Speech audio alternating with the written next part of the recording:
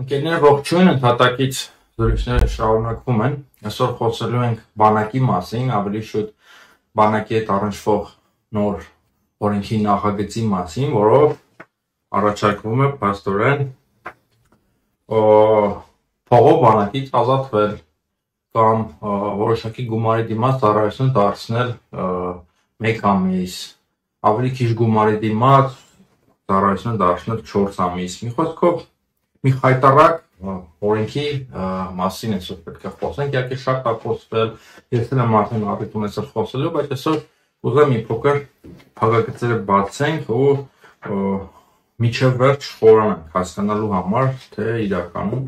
ինչ է քողարկված այս ամեն ինչի ետևում, բայց մինչ այդ առաջարկում եմ բաժանորդագրվել մեր YouTube-յան ալիքին 1991 հավանել տարածել ընդհատակից զրույցները, ինչը շատ կարևոր է մեր նախաձեռնության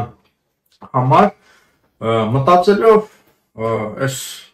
խայտառակ օրենքի մասին, եկա հետևությանը, որ տարիների ընթացքում մենք պարբերաբար բախվում ենք ինչ-որ ծայրահեղությունների, ծայրահեղ մտայնությունների։ Ոչ վաղ անցյալում, ընդամենը 8-9 տարի առաջ, երբ որ դեռևս նախագահ էր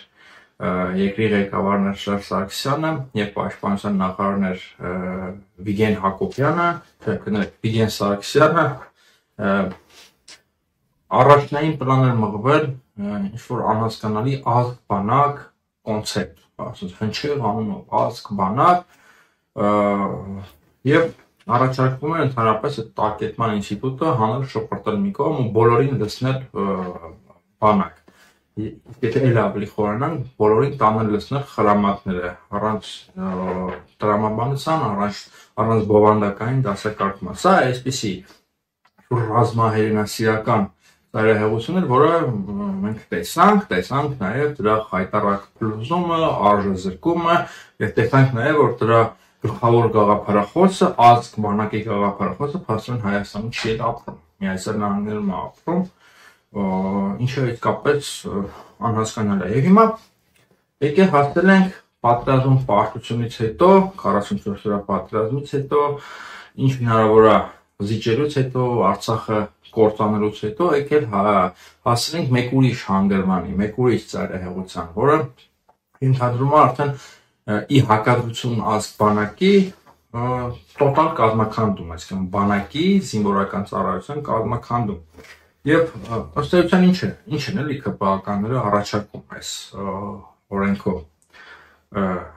օրինականացնել դասալքությունը, օրինականացնել կոռուպցիան։ Այսինքն դասալքության եւ կոռուպցիայի դեմ պայքարելու փոխարեն իրենք ասում են, բլե մի րոպե, եկեք դրան օրինական տեսք տանք եւ ամեն ինչ շատ ավելի լավ կլինի, հարցը կլուծվի։ Ես չգիտեմ, ինչ որ ոլորտներում, ինչ որ հարցերում միգուցե հնարավոր է այդ մեթոդաբանությամբ խնդիրներ լուծել, բայց խոսքը գնում է սպეციფიկ ոլորտի մասին, բանակի մասին, երկրի անվտանգության եւ պաշտպանության մասին։ Եվ այստեղ նման փորձարկումներ անելը ինձ թվում է շատ վատ հետևանքների կարող է բերել։ Մենք գիտենք այդ ցավալի փորձառությունը մեր երկրում եղել է երկրի գոյության ամբողջ ընթացքում։ Փողով բանակից ազատվելը, բանակում ծառայությունից խուսափելը, փողով լավ տեղ ընկնելը, ընդհանրապես այդ կաշառակերությունը, կոռուպցիան եղել է պետության ստեղծման օրվանից ի վեր։ Ինչ որ մի փուլում տարերային կոռուպցիան արդեն փոխակերպվել է ինստիտուտի, ինստիտուցիոնալ տեսք է ստացել, այսինքն արդեն Ռոբերտ Քոչարյանի եւ հատկապես Սերժ Սարգսյանի օրոք դա դարձել է կայուն գործող, կենսունակ բիզնես, բանակից փողով ազատվելը։ Դա եղել է, չենք կարող ասենք, որ չէ, այս ամենը չի եղել, Դավաճան Նիկոլը եկավ բանակը կործանում է։ Փողով ազատվելու փորձառությունը եղել է, հիմա դե պարզ է, չեմ կարող ապացուցեմ իրեն ապացույցներ կայացնեմ, որոնց չեն քնչական, բայց այլ մոլորակայիններ չենք, չէ՞, ապրել ենք այս երկրում, տեսել ենք իմ միջավայրի, իմ շրջապատի, իմ հասակակիցների մի զգալի մասը այս երկրում բանակից ազատվել են։ Ակնհայտավոր փողով թվականների մի զգալի մասը բանակում չի ծառայել իբրև թե առողջական խնդիրներից ելնելով։ Ու եթե հիմա փորձենք ինչ-որ դասակարգում անել, այս երկրի երիտասարդության, հատկապես իմ հասակակիցների մի զգալի մասը կամ հաշմանդամություն ունեն, կամ էլ հանճարեղ գիտնականներ են, հատկապես բարձրակագիտության ոլորտում, պատմագիտության ոլորտում, որովհետև ոնց նայում ես, մի մասը կամ ՊԿԹ է, պատմական գիտությունների տեխնացու են, մի մասը հաշմանդամություն ունեն, դրա համար բանակում չեն ծառայել։ Այս խնդիրը եղել է, այս խնդիրը նաև պայքարել է եղել, եւ հիմա պարզա չէ, որ չես կարող կոռուպցիան արմատախիլ անես, եւ հիմա այս ամեն ինչի դեմը առնելու համար բերել են այս օրենքը։ Եվ միայն այս չի, հատկապես 44-օրյա պատերազմից հետո բնակչության մոտ խոճապային տրամադրություն են առաջացել եւ ալու զավակ ունեցողները ամեն ինչ անում են, մի զգալի մասը, որ իրենց զավակները չծառայեն բանակում։ Ծնված օրվանից փոխում են քաղաքացիությունը, արտագաղթում են եւ հասկանալի է նաեւ այս մթնոլորտը ինչի արդյունքում է ի հայտ եկել։ Առաջին պատճառը այն է, օբյեկտիվ պատճառը, որ եղել է պատերազմ, այլունալի պատերազմ, եւ այդ պատերազմում մենք պարտություն ենք կրել։ Սա օբյեկտիվ պատճառն է, որը անկախ նրանից թե ով կրներ իշխանության, բերել է այսպիսի խոճապային տրամադրություններ եւ կան նաեւ իշխանության պատճառով ի հայտ եկած սուբյեկտիվ պատճառներ, հա, այսպես ասենք։ Առաջինը բանակում տիրող անտերությունը, այս իշխանության օրոք, բանակում տիրող անառողջ միջավայրը, իշխանության քաղաքական, ռազմաքաղաքական իշխանության կողմից սեփական զինվորներին, սեփական զորքերին անտեր թողնելու փորձառությունը, ոչ բավարար պայմաններ ստեղծելու արատավոր փորձությունը, գերիների վրա թքած ունենալու փորձությունը, հիշենք Ալեն Սիմոնյանին, որ ասում էր, որ իրենք արդեն իր համար մեռած մարդիկ են, արդեն չկան։ Մի խոսքով հիշենք նաև Ազատգյուղի ողբերգական դեպքը, որտեղ մեր երիտասարդները ողջ փաստորեն կրակի մատնվեցին, ողջակիզվեցին, վառվեցին։ Եվ բնականաբար այս ամենը տեսնելով շատ-շատերը չեն ուզում, որ իրենց արժանավորները ծառայեն այսպիսի բանակում, երբ իշխանությունը նրանց կյանքի առողջության վրա թքած ունի պարզապես։ Գերիների համար պահանջատեր չի, գերիների վերադարձի, զինվորները վառվում են ինչ-որ դոմիկում, կան նաև բազմաթիվ տվյալներ եւ մեր զինվորները փաստորեն զոհվել են ռազմաքաղաքական ղեկավարության անփութության պատճառով, ոչ կոմպետենտության պատճառով եւ մեծ հաշվով շատ-շատերը հասկանում են, որ այս պատերազմը նաեւ մեծ հաշվով բերել է հենց Նիկոլ Փաշինյանը եւ իրենց զավակները կարող են չզոհվել, եթե Նիկոլ Փաշինյանը փորձել կանխել պատերազմը, սրա մասին խոսել է նաեւ Նիկոլ Փաշինյանը, ինքնախոստովանություն արել հենց նոյեմբերի 9-ի գիշերը առաջին լայվում եւ դրանից հետո արդեն սրա մասին շատ է խոսվել։ Եվ պարզ է, որ այս բոլոր պատճառները պետք է հանգեցնեն այսպիսի խոճապային մթնոլորտի։ Հիմա այս խոճապային մթնոլորտի դեմ պայքարելու համար իշխանությունը ոչ ավել ոչ պակաս փորձում է կոռուպցիայի եւ հասա լքության տրամադրություններին հաղորդել օրինական տեսք։ Սա հանգեցրել է նրան, որ մեր բանակը կազմաքանդվի եւ բանակը դառնալու է Աստծո բանվորակ գյուղացիական բանակ, աղքատների բանակ, հիմա Աստված ոչ անի, եթե ինչ-որ մեկի զավակը մահանա, զոհվի, հերոսաբար զոհվի, ծնողը ամբողջ կյանքում ինքնին մեղադրել է, թե ինչի տունը չտարա, գրավ չդրեցի, այդ երեկոն չհադատեցի բանակից եւ հիմա ինքը ողջ տրվի։ Պատկերացնում եք, ինչ հետևանքների է հանգեցնում, կամ բանակում ծառայողները ինչ տրամադրություններ պետք է ունենան, փաստորեն իրենք իրենց զգալու են այնպիսի մի կարգավիճակում եւ մտածելու են մենք ստեղ ենք, որովհետեւ մենք փող չունենք, մենք աղքատ ենք։ չեն կարողացել փողը մուծվեն, դրա համար մեզ բերել են բանակ։ Սա էլ հոգեբանական լուրջ բարդույթ։ Այսպիսի տրամադրություններով դու բանակ չես կարող ունենալ։ Այսպիսի տրամադրություններով բանակ չի լինում։ Դեք այդ արդի աշխարհին բնորոշ այդ լղոզված իբրև թե մարդու իրավունքների հետ առնչվող այդ պացիֆիստական լպրծուն գաղափարները եւ բանակը անհամատեղել են, բանակը պետք է լինի գաղափարական։ Բանակում ծառայությունը պետք է խարխվի ազդեցիկ, զորեղ գաղափարախոսության վրա, առանց դրա չի լինի,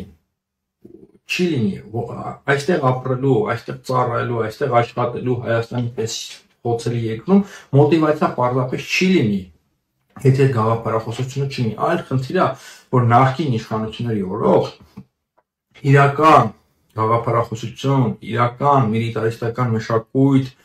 21-րդ դարին հարիր սահմանավորելու փոխարեն, վերջերն ինչ են արել, ընդհանրապես վերարտադրել են սովետի արդեն իսկ փտած եւ հնացած համակարգը, թարգմանել են ադապտացրել են մեր միջավայրին, մեծ հաշվով այդ ադապտացիան չի ստացվել, սովետական ռազմահայնասիրությունը, ռազմահայնասիրական դասյակությունը, հա, այս ամեն ինչը այնտեղից է գալիս, այսինքն մեզ հասած այդ ռազմահայնասիրությունը իրականում անկախական ակունքներ չունի, անկախ Հայաստանի միջավայրում չի ձևավորվել, մենք դա մեխանիկորեն վերցրել ենք սովետից ու ինտեգրել ենք մեր միջավայրում եւ այդ ամեն ինչը զարդարել ենք դաշնակցական, ֆիդայական բանով, փայլփլուն տարերով, երգերով, կենացներով, չգիտեմ ինչերով, ցեղակրոնության մասին ուսմունքով, այսինքն կեղծ գաղափարներով, կեղծ առանձին այդ գաղափարները կարող են կեղծ չլինել, բայց այդ սիստեմի մաս կազմելով արդեն իսկ սա ինչ-որ կեղծ հրեխ է, էլի դարձել ռացիոնալիզմից զրկված, մտածողությունից զրկված, ձեր կենդանի ենք ստեղծել, որին ոչ մեկ իրականում չի հավատացել։ Ես հիմա օդից խոսքից չեմ ասում, ես եմ ծառայել բանակում եւ շատ լավ հասկանում, թե ինչի մասին եմ խոսում, այսինքն նաեւ իմ առջև ունեմ իմ տեսածը 2 տարիների ընթացքում եւ ծառայել եմ 3 տարբեր զորամասերում, ինչ-ինչ պատճառներից ելնելով եւ ինչ թվում է որոշակի իրավունք ունեմ դատողություններ անել գոնե իմ տեսածի, իմ հասկացածի վերաբերյալ եւ անցնելով առաջ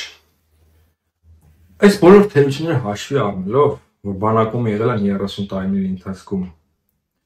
92 թվականից ի վեր, երբ ստեղծվեց մեր կանոնավոր բանակը, թերությունները իհարկե եղել են եւ կոռուպցիա, կաշառակերություն, եղել են նաեւ գողություն, եղել է թալան, եղել են ես նոր ասեցի էլի այդ գործին լուրջ չվերաբերվելու բազմաթիվ խնդիրներ են եղել, այսինքն մենք չենք զարգացրել ռազմական գիտությունը, լուրջ չենք վերաբերվել շատ կարևոր հարցերի, օրինակ կանոնադրությանը, միջանձնային հարաբերություններին, մի խոսքով շատ կարող են թերություններ թվարկել, բայց այս բոլորի հետ զուգահեռ չենք կարող ասել, որ մենք բանակ չենք ունեցել, մենք ունեցել ենք բանակ, այդ բանակը ես չեմ կարող ասել, որ տարածաշրջանի ամենազորեղ, ամենամարտունակ բանակն է եղել, չեմ կարող ասել, որ այս բանակը եղել է իդեալական, բայց այդ բանակը վատ բանակ չէր վստահաբար, այս բանակը վատ բանակ չէր, հիմա ճիշտ է, Փաշինյանական պրոպագանդիստները անդադ պնդում են, որ մենք բանակ չենք ունեցել, բայց սա նողկալի սուտ է, որտեղ մեր բանակը վատ բանակ չէր, եթե տարածաշրջանի հետ ենք համեմատում, կարող ենք ասել, որ լավ բանակ է, տարածաշրջան ասելով նկատում եմ Հայաստանի հարևան երկրները, Ադրբեջան, Իրան, Վրաստան, Սիրիա, Իրաք, այսինքն ինչ-որ տարածաշրջանի չկտրել էլի, որովհետև հաճախ մեզ բերում են անդադ Իսրայելի օրինակն են բերում, իրեմ Միացյալ Նահանգների բանակի օրինակն են բերում, Վերմախտի օրինակն են բերում, չէ, ամպերիցի չէ, մենք մնանք մեր տարածաշրջանում ու ինքներս համեմատենք մեզ նմանների հետ, ոչ թե բարձրանանք ամպեր, փորձենք համեմատվել Վերմախտի, ամերիկյան բանակի կամ նույնիսկ Իսրայելի հետ։ Այս առումով այդ բանակը բանակ չէ, ուղղակի ես նկատել եմ էլի ես մեր միջավայրի մոտ ինչ խնդիր կա։ Անցած իհայտ են գալիս, իհայտ են եկել միֆական պնդումներ,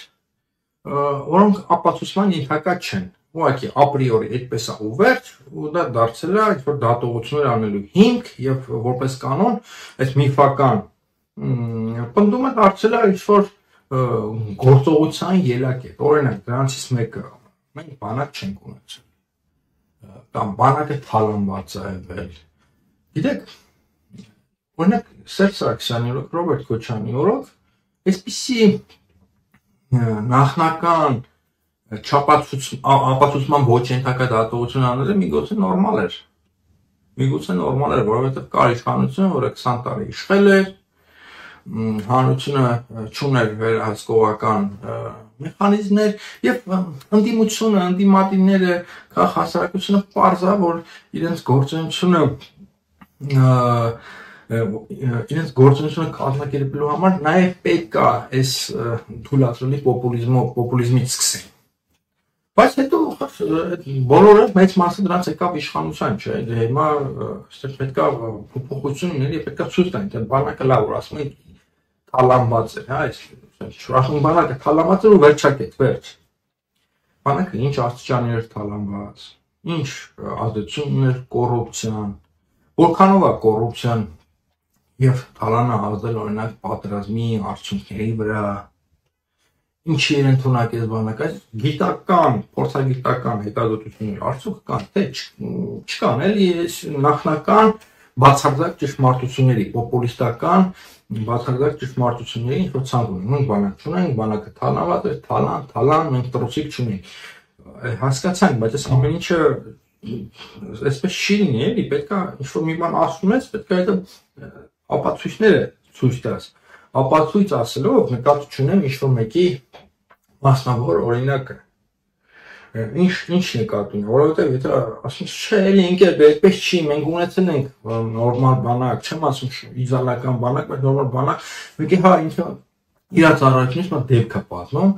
ու իր այդ մասնավոր փոքրիկ օրինակով, միգուցե իր համար ողբեգական, միգուցե բոլորիս համար ողբեգական դատողություն ունի, որ մենք բանակ չենք ունեցել, չէ։ Խոսքը մասնավոր օրինակների մասին չի, ընդհակառակը մասնավոր օրինակների հիման վրա ձևավորված օրինաչափության մասին է, ինչն է օրինաչափություն եւ ինչն է ուղղակի մասնավոր օրինակ կամ բացառություն։ Այսինքն որքանով է դա ազդել, միգուցե կոռուպցիայի մասին մեր պատկերացումները խիստ չափազանցված են եղել եւ իրականում բանակը այդքան չի թալանվել, եւ միգուցե մենք չենք կարող ավելի լավ բանակ ունենալ, քան ունեինք 2017-18-19 թվականների դրությամբ, միգուցե չենք կարող։ Այս ամեն ինչի մասին կան հետազոտություններ, թե վերջ բանակը թալանված էր ու վերջակետ։ Մենք բանակ չունեինք ու վերջակետ։ Ես նայում եմ իմ դիտարկումները, ինձ բերում են այն եզրակացությանը, որ մենք ունեինք բանակ, այդ բանակը շատ լավ դրսևորվեց 44-օրյա պատերազմում, շատ լավ։ Միգուցե իր հնարավորությունների առավելագույնի չափով եւ նաեւ կարող ենք պնդել, որ մի բան ավելի արած բանակ է, այսինքն հնարավորությունից դուրս մի բան ավելին արած բանակ է եղել ու դրսևորել ამ մարտունակությունը առնվազն պատերազմի մեծ մաս պատերազմի ժամանակահատվածի գրեթե ամբողջ ընթացքում, գրեթե ամբողջ լավ չասենք, գոնե կեսը։ Այս առումով պետք է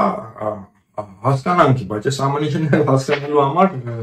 պետք է լինի պոպուլիստական իշխանությունը, պետք է լինի հարցեր լուծող իշխանություն, որ մենք հասկանանք ինչ ունենք, ինչ ենք ունեցել եւ ինչ կարող ենք ապագայում ունենալ։ Բայց այս կարևոր հարցադրումներին պատասխանելու փոխարեն բերում են բանակը ոչնչացնող օրինագիծ, դասալակությունը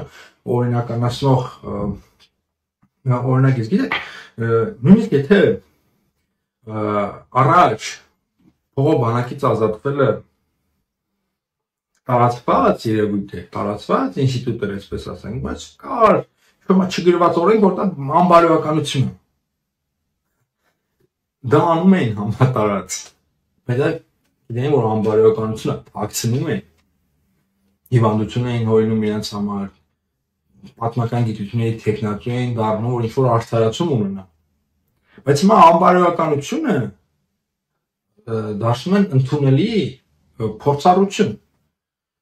Սա է ամենամեծ հարվածը, այսինքն դատալիքությունների թեմա չի, կարած փողը տանած մուծվեց ու դառնաս օրինակելի քաղաքացի, չէ։ Այդ ճանապարհով դու չես կարող դառնաս օրինակելի քաղաքացի, այդպես չի լինի։ Երբ իշխանությունը փոխվի, այդ օրենքի եւ նմանատիպ օրենքները պետք է անմիջապես չեղարկվեն։ Եվ բանակը չի կարելի այսպիսի խաղեր խաղալ, այսպիսի փորձարկումներ անել, պարզապես չի կարող անբարոյականությունը որքանով էլ տարածված լինի, դառնա նորմա, չի կարա այդպես լինի։ Եթե հիմա այս մեր միջավայրում բոլորը գտեն, չգիտեմ, գլուխները պատին տալ, եւ մենք չենք կարող ենթադրել, որ դա նորմալ փորձառություն է, ինչ շատ է բոլորը անում են, չէ, դա սխալ է, հետո ինչ որ բոլորը անում են կամ մեծ մասը անում են։ Եվ հիմա հետո ինչ որ sense tenets ապուշ պատճառաբանությունը կա, sense tenets փող են տալի կոռուպցիոն մեխանիզմներով, ծրարով բան ազատվում են, դե եկեք օրինակ, չէ, եթե տենց անում են, ինչ է, որ նորմալ է, դրանց ձեռը պիտի կտրվել ուղղակի։ Եվ ես մի բան ասեմ, այնպես չի, էլի բանակի մասին հաճախ դատողություններ են անում, կարծրացած դատողություններ են անում, այսինքն ելնում են նրանից, որ բանակը նույնն էր 92 թվականին եւ 2001 թվականին եւ 2008 թվականին եւ 2017 թվականին, չէ, բանակը անդադ փոխվել է։ Բանակում եղել են դրական փոփոխություններ, բանակում եղել են դրական տեղաշարժեր, բանակում եղել են նաև բացասական տեղաշարժեր, այսինքն նույն բանակը չի ինքը ժամանակի հետ նաև կերպափոխվել է, տրանսֆորմացվել է, եւ այդ օրինակը միշտ բերում եմ, այսինքն բանակի փոփոխությունները նկարագրելու համար, օրինակ, երբ որ պաշտպանության նախարար դարձավ Սերյան Օհանյանը, բանակում այդ բռնությունները նվազագույնի հասցվեցին, երբ որ սպաները համատարած բռնության էին ենթարկում զինվորներին, չգիտեմ, ծեծում էին, ջարդում էին, այսինքն պատրաստում բանակի ներսում էր։ Սերյան Օհանյանի օրոք շատ փոփոխություններ եղան դեպի դրականը, այսինքն բռնություն ենթարկողներին, այդ վայրենի հանցագործ կենդանիներից սկսեցին դատել, մեկուսացնել, հեռացնել բանակից։ Ես հենց այդ ժամանակ եմ գնացել ժամանակ եմ բանակում ծառայել, այսինքն գործ չունենք քարացած մեխանիզմից, որ ընդհանրապես երբեք չի փոխվել։ Եվ նույն թափանված բանակն է միշտ եղել, միշտ նույն ձևով, նույն վիճակով, նույն արատավոր բարգով, չէ, ինքը անդադ փոխվել է, անդադ այս կամ այն կերպարանքն է ստացել, որոշ ոլորտներում լավ է դրսևորվել, այլ ոլորտներում չի դրսևորվել։ Երբ որ հիմա անդադ խոսում են, էլի, բողոքելով բանակից, եւ հենց այդ պոպուլիզմի ալիքի վրա Նիկոլ Փաշինյանը եկավ, սկսեց զինվորներին, ինչպես լավ կերակրել, կլուբնիկ, հա, զինվորները վերջապես կլուբնիկ են մտնում։ Հենց ինքն նախարար մենք չենք ուզում հասկանանք, որ բանակը չի կարող կոմֆորտ տեղ լինի։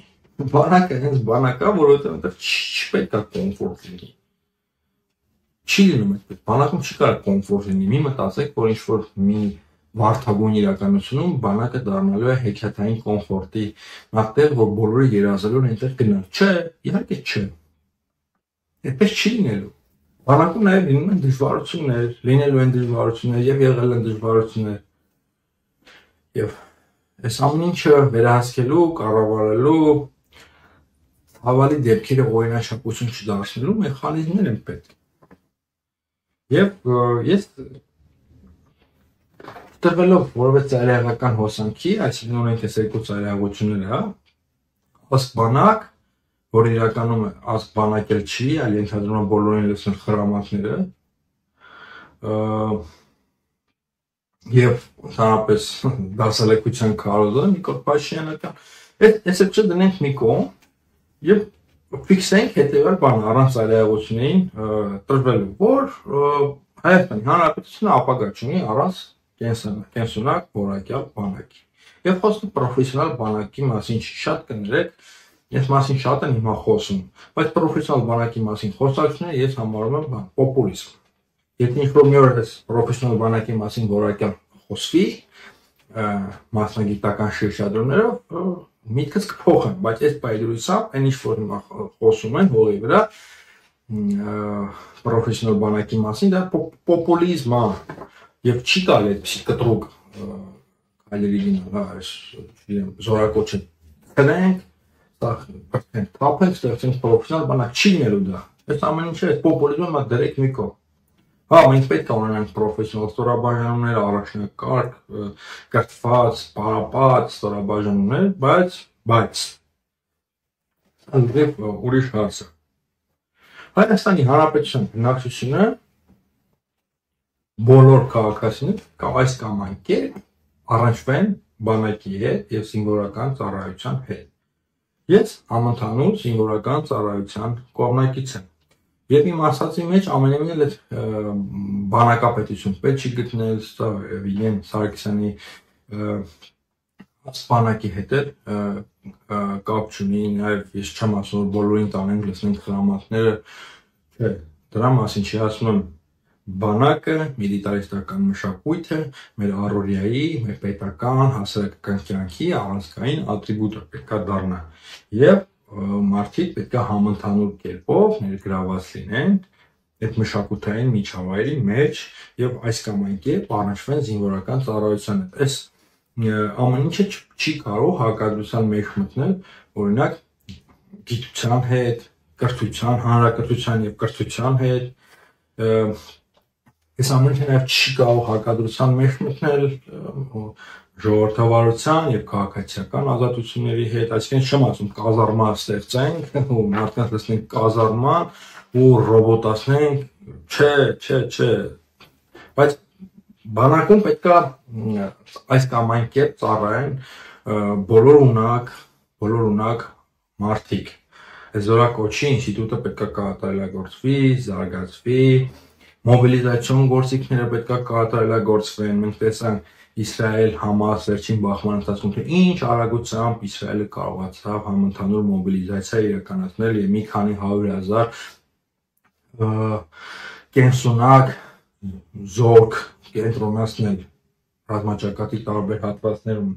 Մենք էլ պետք է այդպիսի կենսունակ մեխանիզմներ ստեղծենք եւ բանակում ծառայելը պետք է լինի խոչընդոտ հանրային եւ պետական հարաբերություններում դրսևորվելու համար։ Իմ համոզմամբ բանակում չծառայած մարդը պետական պաշտոն չպետք է զբաղեցնի։ Եթե իհարկե չունի առողջական խնդիրներ եւ եթե օրինակ չգիտեմ ֆիզիկայից վունդերկինդ չի։ Այդ բացառությունները դնենք մի կողմ։ Բայց չէ, եթե բանակում չծառայել լիքը ոլորտներում էլ նաեւ չպետք է աշխատես։ Պետական ծառայության մեջ, չգիտեմ, լիքը այլ տեղերում։ Okay, գնա տաքսիստ աշխատի, գնա բանվոր աշխատի, առաջընթացի տարբերակ չկա։ Այս կամ այն կերպ պետք է առնչվես զինվորական ծառայության հետ։ Պետք է հասկանաս քո պետության մարտահրավերները։ Պետք է հասկանաս թե սա ինչ երկիր է, այս առանձնահատկություններով, այս մարտահրավերներով երկրում դու պետք է լինես համապատասխան քաղաքացի։ Զինվորական ծառայության եւ զինվորական որոշակի գիտելիքներով։ Եվ այդ ամեն ինչը պետք է շատ լուրջ գաղափարական եւ մշակութային շերտերով համեմվի, այսինքն ռավին ռազմահայնասիրությունը իդեալական մշակույթը պետք է շպրտվի մի կողմ եւ բերենք հարցը ինստիտուցիոնալ դաշտ։ Ով բանակում չի ծառայել, լիքը ոլորտներում ունենալու է սահմանափակում։ Ես այդպես եմ կարծում, օրինակ առնվազն պետական պաշտոնից չպետք է զբաղեցնել։ Թող գնան, չի, բանվորությամբ զբաղվեն։ Էլ ինչ եմ առանձնացրել։ Այս մեր շատ քաղաքացիների էգոիզմի մասին եմ ուզում խոսել, որ չգիտես ինչի նեղացած են Հայաստանի Հանրապետությունից, այսինքն գիտենք ինչի, բայց ամեն դեպքում այդ որ իր կյանքում ոչ մի բան չի եղել, ինքը շատ նորմալ, անգեշտ իր համար ապրել է, բայց ասում է իմ երեխան չպետք է բանակում ծառայի, ցավտան ինչի չպետք է ծառայի, ու ամոթալի փորձառությունն է, էլի նաև այդ կոռուպցիան, որ ասում են դա միայն պետության կողմից չի պարտադրվել տարիների ընթացքում, դրա շահառուները եղել են նաև շատ քաղաքացիներ եւ հիմա էլ են, որովհետեւ ուզում են, որ իրանք անմարդը մնան պետության հիմնախնդիրներից, թող ուրիշը գնա ծառայի, թող ուրիշները գնան զոհվեն, թող մեր բալեքը, մեր երեխեքը թող չծառայեն։ Ես իսկապես չեմ հասկանում, նաև կան մարդիկ, ովքեր բանակում ծառայել են, ինչ-որ պարզ է, չէ, բանակում չի կարող անախորժ ինչ-որ մի բան չլինի, դա հանդիպում ես խիստ սպա, ինչ-որ մատ խախտում ես անում, քեզ պատժում են, քեզ վազացնում են, քեզ չգիտեմ, ժիմանել են տալիս, հա ծանր կյանք է բանակը։ Հիմա չէ, իմ բանակն է, իմ ծառայությունն է, չէ, հարց չի անցել, խնդիրներ են եղել, նաև դեպի ջարդել է եղել, բայց հիմա օրինակ ես իմ վրա եմ վերցնում, նեղացած չեմ, նաև կալոտով եմ հիշում բանակում ծառայություն, բայց լիքը մարդ նեղված է մնացել ու իր հոգեբանական բարդություններից ելնելով դատողություններ անում համընդհանուրի վերաբերյալ, այսինքն իր սեփական էգոիզմը փաթաթում է ամբողջ հանրության վրա ու ասում է, հա, այդ օրենքը նորմալ է, լավ է, չի կարելի սեփական էգոիզմը, սեփական բարդությունները, սեփական վախերը պարտադրել հասարակությանը, բայց պետությունը, դե մենք պետությունը պետք է պաշտպանի, ինչ-որ մեկը պետք է չպաշտպանի, բայց նորից, այսինքն պատասխանատվությունը դնենք խեղճ գյուղացիների վրա, ովքեր փող չեն ունենալու իրենց զավակներին բանակից ազատելու համար, նորից իրենց վրա է դրվելու, ինչպես միշտ որ դրվել է, կամ պատկերացնեք, այսինքն լիքը մարդիկ է փորձելու են այդ փողը ճարեն, գնալ են պարքեր են վերցնելու, տունը գրավի տակին դնելու ու խորտակելու են իրենց ապագան, տարիների հանգիստ կյանքը, մտնելով պարտքերի մեջ, խրվելու են, մի խոսքով խեղված մարդկային հարաբերություններ, անբարոյական հարաբերություններ ու լիքը մարդիկ դրանց ծախահարում են, որտեղ ახար ամաչում եմ էլի ասեմ, չգիտեմ, ինչ-որ մեկը, չգիտեմ, տղա երեխա, որ հիմա իր տղա երեխան չծառայի, ինքը կողմ է այդ օրենքին, որտեղ ինքը վախում է, ինքը բան էգոիստ է, ինքը թքած ունի, թող գնան ուրիշները ծառայեն։ Ես այդ մոտեցում չեմ հասկանում, ոնց կարելի է քո էգոիզմը, քո անձնական, խիստ անձնականը փաթաթես համընդհանուրի վրա, սա ձև չի, այսպես պետություն չի կարող ապրել։ Եվ այս առումով մենք ոչ մենք կազմաքանդելու ենք բանակը, ոչ մենք կազմաքանդելու ենք հայրենիք պաշտպանելու կարևորագույն գաղափարը, նաև այլասերելու ենք մեր հանրային հարաբերությունները տուրք տալով այդ վուլգար ինդիվիդուալիզմին, վուլգար էգոիզմին, թքած ունենալով համընդհանուրի վրա, սա շատ վատ ճանապարհ է, ինչևից է, դերևս շատ բան կարող ենք ասել թեմայի վերաբերյալ, որտեղ մեծ անվերջանալի թեմա է, բայց սահմանափակվենք այսքանով, շնորհակալ եմ բուռն արձագանքների համար, կոմենտների համար, նույնիսկ վատ կոմենտների համար, կհանդիպենք, լավ եղեք։